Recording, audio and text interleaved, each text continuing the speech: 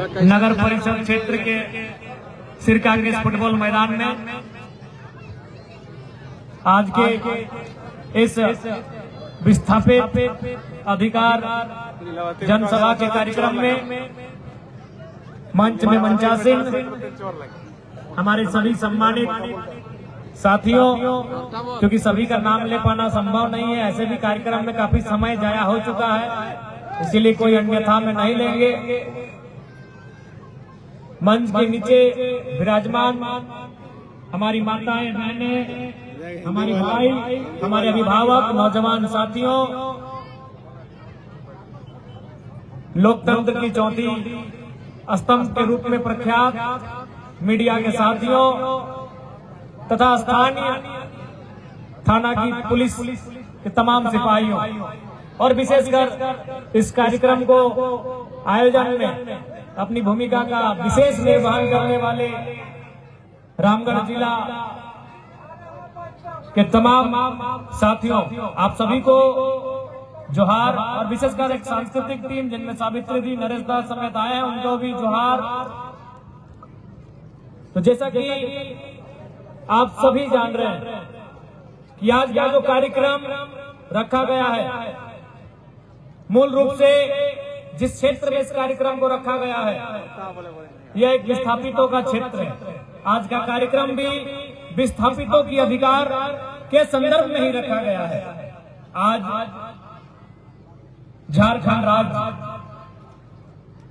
विस्थापन की अगर बात करें तो विस्थापन केवल झारखंड राज्य की समस्या नहीं है। विस्थापन का मतलब होता है कि चाहे उद्योग के माध्यम से, खनन के माध्यम से अथवा अन्य योजना परियोजनाओं के माध्यम से जब किसी किसान की जमीन को अधिग्रहण किया जाता है तो उसे विस्थापित होना पड़ता है। यानी विस्थापन का दंश, विस्थापन का दर्द, विस्थापन की पीड़ा अभी तो केवल झारखंड ने नहीं पूरे विश्व ने देखा है। चाहे ऑस्ट्रेलिया हो, फ्रांस हो, जर्मनी हो, ब्रिटेन हो, दुनिया के सभी देशों ने विस्थापन की समस्याओं को देखा है। लेकिन झारखंड के संदर्भ में ये कहा जा सकता है कि जमीन देने के बाद अगर किसी को दुत्कार मिला है, विस्थापित होने के बाद अगर किसी को दुत्कार मिला है, जिसे नियोजन ना मिलकर थाना प्रशासन की लाठियां मिली हैं, जिसे मुआवजा ना मिलकर कानूनी धाराएं मिली हैं, तो हम कह सकते हैं वो झारखंड राज्य है। विस्थापन हर एक देश में होता है, विस्थापन इस देश के बाकी राज्यों में भी होता है, लेकिन जब झारखंड की बात आती है तो कहीं न कहीं इस बात को मानना होगा, इस बात को हमें स्वीकारना होगा कि विस्थापितों को न्याय की बात आए, चाहे वो आपका रामगढ़ हो या बगल में हजारीबाग का बड़का गांव। आज ऐसा प्रतीत होता है जैसे मानो कि विस्थापित अपने जमीन देने के बाद, अपने खेत खलिहानों को देने के बाद भी आज अपने हक और संघर्ष की लड़ाई को लड़ रहे हैं। और ताज्जुब की बात यह है कि इतना बड़ा सिस्टम हमारा, लोकतांत्रिक ढांचा, लोकतांत्रिक सिस्टम है हमारा, उसके बाद भी अगर विस्थापितों की समस्या का समाधान नहीं हो पा रहा है तो आज पूरे राज्य के विस्थापितों को एक जगह आकर आंदोलन करने की आवश्यकता है। और उसके लिए जेल कैंप हमेशा तैयार रहेगा, अग्रिम पंक्ति में आके खड़ा रहेगा। आपने कुछ दिन पहले आप बिल्कुल विशेषकर जो यहाँ पत्रकारिता से जुड़े लोग बैठे हैं, जो एकेडमिक लोग बैठे हैं, उनको थोड़ा सा समझना चाहिए। आपने सुना होगा और आपने देखा भी होगा कि कुछ दिन पहले बुढ़ाखाप में जो आलोक स्टील प्राइवेट लिमिटेड जो स्पंज कंपनी है जिसके माध्यम से प्रदूषण किया जाता है, वहाँ हमारे एक साथी हैं सुरेंद्र जी, जिन्होंने उनके उस प्रदूषण पर जाकर उजागर किया। मुख्यमंत्री ने ट्वीट को संज्ञान में लिया, आपने देखा होगा। एक बात है, विशेषकर ये एकेडमिक लोगों के लिए, बुद्धिजीवी खेमा जो है उनके लिए मेरा संदेश होगा कि उस प्रदूषण के मसले को माननीय मुख्यमंत्री ने संज्ञान लिया। उन्होंने ट्वीट किया, उपायुक्त यानी जिला के जो सर्वोच्च पदाधिकारी होते हैं, उन्होंने माननीय मुख्यमंत्री जो इस राज्य के मुखिया होते हैं, इस राज्य की विधि व्यवस्था के निर्माण टीम के प्रमुख होते हैं, उस शख्स ने जिला के सर्वोच्च पदाधिकारी यानी रामगढ़ जिला उपायुक्त को ट्वीट किया, क्या वहां कंपनी ने प्रदूषण करना बंद किया? क्या प्रदूषण नियंत्रित हुआ? ये मैं जनता को नहीं कहूंगा, जनता तो भोली भाली है। चलिए, इनको लगता है कि जो नेता कह रहे हैं, मीडिया बंदो ये सवाल आपसे, क्योंकि हम हमेशा कहेंगे कि प्रेस और पॉलिटिक्स दोनों अलग, ठीक है, दोनों का मकसद एक होना चाहिए, देश की भलाई, आम जनता की भलाई, लेकिन हमारी धाराएं अलग होनी चाहिए। आपका काम होना चाहिए, अगर हम गलत करेंगे तो उसको एकदम ईमानदारी पूर्वक उजागर करिए। अब मैं जनता के लिए नहीं कह रहा हूं, प्रेस के बंधुओं, मुख्यमंत्री ने संज्ञान में लिया, डीसी को ट्वीट किया, क्या प्रदूषण रुका? तो क्या हमारा ये तंत्र, ये हमारी लोकतांत्रिक व्यवस्था, ये आज पूंजीपति ताकतों के इतनी अधीन हो गई है कि मुख्यमंत्री के संज्ञान लेने के बाद, उस जिले के उपायुक्त के संज्ञान लेने के बाद अगर कार्रवाई नहीं हो पाती है तो आम व्यक्ति का इस देश में, इस राज्य में क्या होता है? आप 2 मिनट बैठकर सोचिए, आप 2 मिनट बैठकर। ये मुख्यमंत्री ने उसको संज्ञान में लिया, उपायुक्त को जाकर उन्होंने कहा इस पर कार्रवाई करें, इस पर रिपोर्ट तैयार करें। बिल्कुल, आज वही उसी क्षेत्र के लोग बैठे हैं, उसी क्षेत्र की कई माताएं बहनें आई हैं, उसी क्षेत्र के नौजवान आए हैं, तो बताएं क्या वो प्रदूषण कम हुआ? यदि नहीं कम हुआ तो हमें चिंतन करने की आवश्यकता है, और हमें ये भी समझना होगा कि हम किस पे उम्मीदें करें। जिसको रखवाली का जिम्मा मिला है, जो हमारी रखवाली का जिम्मेदार है, जो हमारे पहरेदार हैं, अगर वो हमारी पहरेदारी नहीं कर पा रहे या फिर उनकी सुनी नहीं जा रही है, इस राज्य में मुख्यमंत्री की नहीं सुनी जा रही है, तो आम व्यक्ति की कितनी सुनी जा रही है? इसलिए अब लगता है, और ये विस्थापितों को तय करना होगा कि विस्थापन की लड़ाई को नए सिरे से और कितनी ताकत के साथ लड़ना है, यह विस्थापितों को तय करना होगा, क्योंकि मुख्यमंत्री की ये लोग नहीं सुन रहे हैं। लोग तो अंदर खाने ये भी कहते हैं कि भले हम और आप, यानी जनता जनार्दन, जिनके पास इस राज्य के करोड़ों के मतदाता हैं, जिनके पास एक भीड़ है, आप भले अपने वोट से सरकार डिसाइड करते हैं, लेकिन लोग कहते हैं आलोका स्टील कंपनी के जो मालिक हैं, क्या नाम है, श्रीमान रोंगटा, वो अपने अर्थ से, हम अपने मत से सरकार को डिसाइड करते हैं, वो अपने अर्थ से सरकार का बनना और बिगड़ना डिसाइड करते हैं, ऐसा लोग कहते हैं। अर्थ यानी पैसा, यानी करोड़ों लोग जो वोट देकर सरकार बनाते हैं, 2-4 लोग। रोंगटा जी के कितना योगदान होगा इस सरकार को बनाने में, मत के नाम पे, लेकिन अपने अर्थ के नाम पर वो सरकार में और सरकार के निर्णयों को प्रभावित करते हैं। हमने वो भारत, वो राज्य हमने बना लिया है कि अब लोकतांत्रिक भारत में, लोकतांत्रिक इस राज्य में मत से नहीं, लोगों के मत से नहीं, कुछ लोगों के अर्थ से डिसाइड होगा इस राज्य को हम कहां लेकर जाएंगे।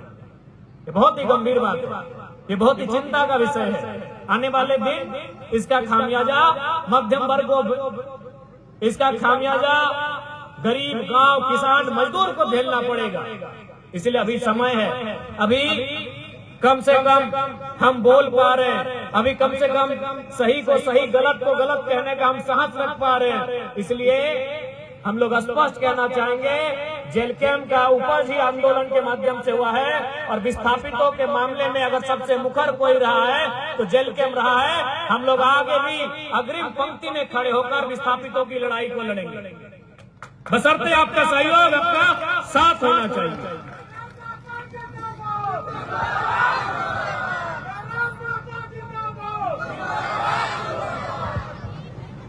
और बिल्कुल आज इस बात को हम खुले मन से मानते हैं कि जो समस्याएं हैं और जो हम संघर्ष कर रहे हैं, हमारे संघर्ष से समस्याएं बड़ी हैं, इसीलिए समाधान नहीं हो पा रहा। इस बात को मानते हैं कि आज जो हम लोग संघर्ष कर रहे हैं उससे समस्याएं बड़ी हैं, लेकिन हम यह भी मानते हैं जब हमारा संघर्ष बड़ा होगा, हमारे संघर्ष का आधार बढ़ेगा, हमारे संघर्ष का स्तर बढ़ेगा, समस्याएं छोटी होंगी और समाधान भी होगा। क्योंकि समस्याएं, जिनके माध्यम से हमें समस्याएं मिल रही हैं, वो बड़े लोग हैं। इस व्यवस्था में उनकी पकड़ है, सत्ता में उनकी पकड़ है, और जो संघर्ष करने वाले लोग हैं वो कहीं ना कहीं लाचार किसान बेबस लोग हैं। लेकिन जब वो एकजुट होकर संघर्ष करेंगे, एक होकर अपनी लड़ाई को लड़ेंगे, तो मुझे पूर्ण विश्वास है समस्याएं बहुत छोटी पड़ जाएंगी और हमारे संघर्ष का स्तर बहुत ऊंचा हो जाएगा। और आज हर एक विस्थापित क्षेत्र को यह तय करना होगा, हर एक गांव को यह तय करना होगा, हर एक किसान को यह तय करना होगा कि आज संघर्ष की लड़ाई को एकजुटता से वो धार देनी है कि समस्याएं हमारे सामने आकर बोनी पड़ जाए, ये हमें तय करना होगा। आज काको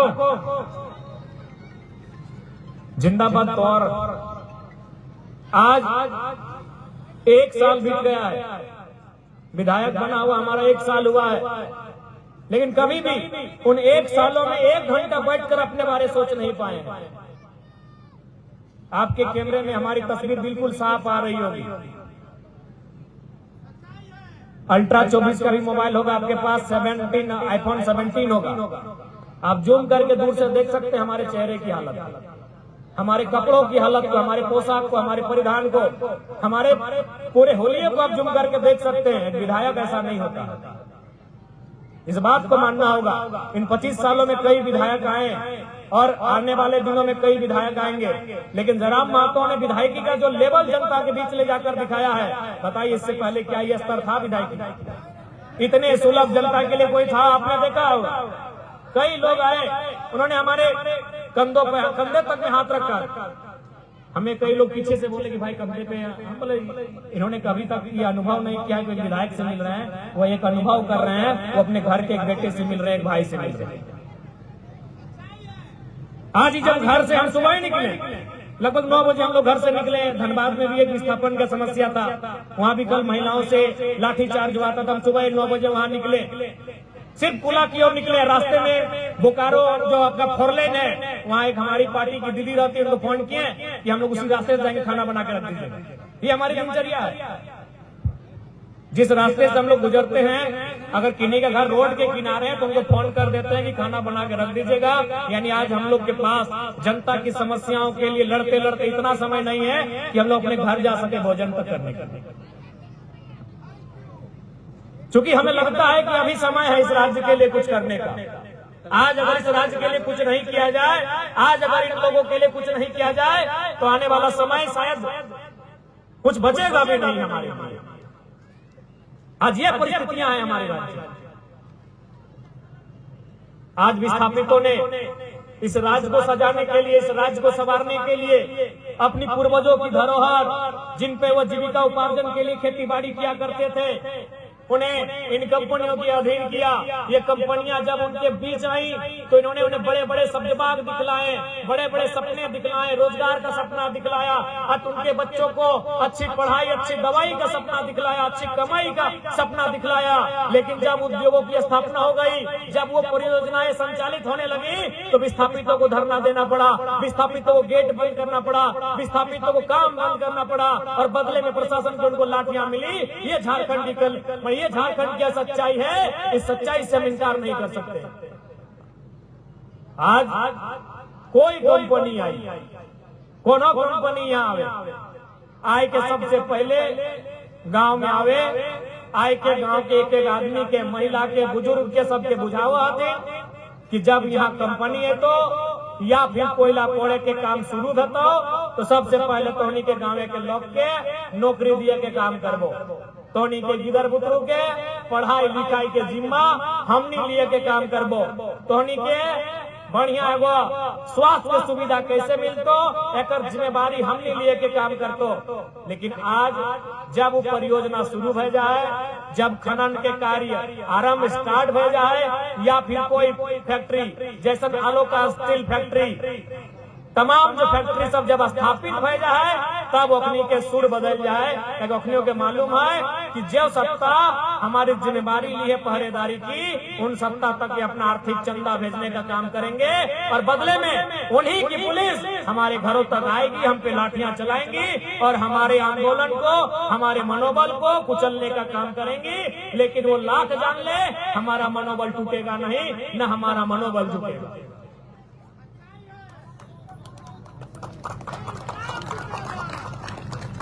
आज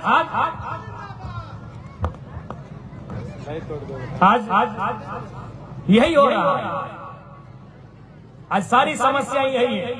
जिस दिन हमारे राजनेता, विधायक अथवा सांसद जिस दिन वह कंपनियों से, खनन परियोजनाओं से चंदा लेना बंद कर देंगे, उस दिन विस्थापितों की समस्या आधी समाप्त हो जाएगी। आपने देखा होगा कुछ दिन पहले आपके पड़ोस में एक विधानसभा है बड़कागांव, एनटीपीसी का एक लेटर जारी हुआ जिसमें उन्होंने विधायक के आवास की मरम्मती के लिए खर्चा वहन करना था। आपने देखा होगा कि एनटीपीसी का एक लेटर सार्वजनिक प्लेटफॉर्म पर आया जिसमें इस बात का चर्चा हुआ था, जो भी वहां के विधायक है, क्योंकि छोड़िए अभी, तो वहां इस बात का स्पष्ट विवरण था। मैं बस एक उदाहरण दे रहा हूं, ये हर एक जगह है, जहां जहां कंपनियां हैं, जहां जहां खनन है। आप बोकारो के बीएसएल में चले जाए तो वहां के जो स्थानीय विधायक हैं, सेल ने उनको क्वार्टर अलॉटमेंट किया। तो जब तक ये हमारे राजनेता, जिनकी जिम्मेदारी है इस राज्य को संचालन करने की, जिनकी जिम्मेदारी है जनता के हितों की रक्षा की, अगर वे लोग कंप्रोमाइज करेंगे, अगर वे लोग हमारे अधिकारों से समझौता करेंगे, तो परिस्थितियां ऐसी ही होंगी। अब बताइए, कंपनियां उनको आवाज दे रही है, कंपनियां उनकी आवाज में रंगाई पुताई का काम कर रही है, कंपनियां उनके घर में मार्बल